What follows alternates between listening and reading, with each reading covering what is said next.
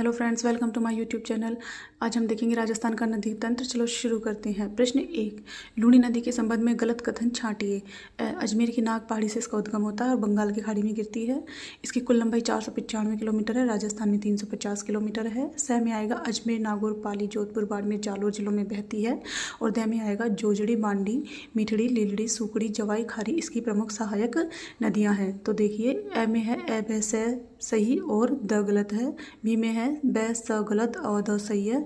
और सी में है स द सही और ए ब गलत है। और डी में है ब स द सही है और ए गलत है। तो आंसर होगा इसका डी, ब स और द सही है और ए गलत है। देखिए, अजमेर की नाग पहाड़ी से तो लूणी नदी का उद्गम होता है, लेकिन ये बंगाल की खाड़ी में नहीं गिरती, ये कच्छ के रण में जाके विलीन हो जाती है।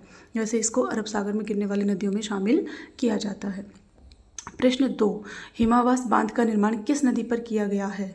लूणी नदी पर, बांडी नदी पर, मीठड़ी नदी पर या सुकड़ी नदी पर? तो हिमावास बांध का निर्माण पाली जिले में बांडी नदी पर किया गया है। प्रश्न 3, लूणी नदी में अधिकांशतः सहायक नदियां किस जिले में मिलती हैं? पाली, बाड़मेर, जोधपुर या जालोर में? तो लूणी नदी की सहायक नदियाँ जो है वो मुख्यतः बाड़मेर जिले में जाके मिलती हैं। और लूणी नदी की जितनी भी सहायक नदियाँ वो मुख्यतः पाली जिले से तो इनका उद्गम होता है और बाड़मेर जिले में जाके और जो है लूणी नदी में मिल जाती हैं। प्रश्न 4, मारवाड़ के अमृत सरोवर के नाम से किस बांध को जाना जाता है? हेमावास बांध, पिचियाग बांध, जवाई बांध या पांकली बांध? तो मारवाड़ के अमृत सरोवर किसे कहते हैं? जवाई बांध को कहते हैं। और जवाई बांध जो है वो पाली जिले में बनाया गया है, ठीक है।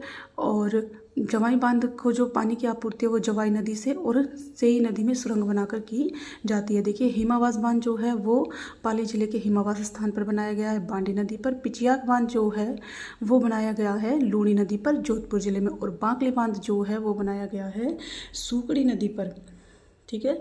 और ये भी जालोर जिले में बनाया गया है। Thank you for watching. Please like, share और सब्सक्राइब।